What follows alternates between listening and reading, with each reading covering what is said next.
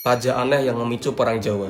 Dari pajak gendong sampai pajak pindah rumah. Sini, masih lanjut cerita di series Perang Jawa. Tahukah kalian kalau Perang Jawa dipicu oleh pajak yang semakin tidak masuk akal dan memberatkan rakyat? Di bawah pemerintahan kolonial, rakyat Jawa diperas dengan berbagai pajak, mulai dari pajak tanah, pajak hasil panen, pajak ternak, hingga pajak kepala. Tapi yang lebih parah, muncul pajak-pajak yang semakin tidak masuk akal.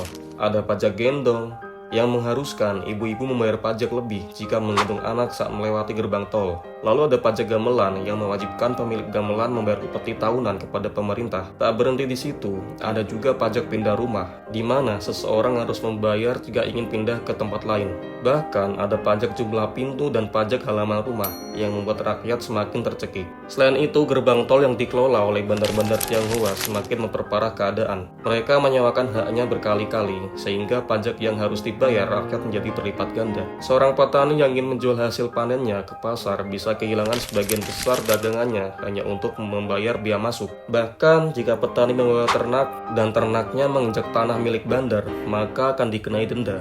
Jika tidak mampu membayar, ternaknya disita.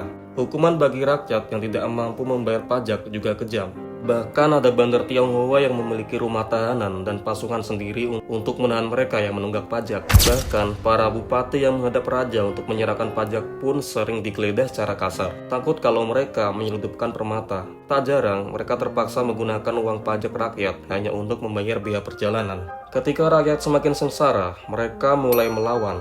Pangeran Diponegoro melihat penderitaan ini dan akhirnya memutuskan untuk bertindak. Saat tanah leluhurnya di Tegalrejo dirampas untuk proyek jalan tanpa izin, itu menjadi pemicu pecahnya Perang Jawa.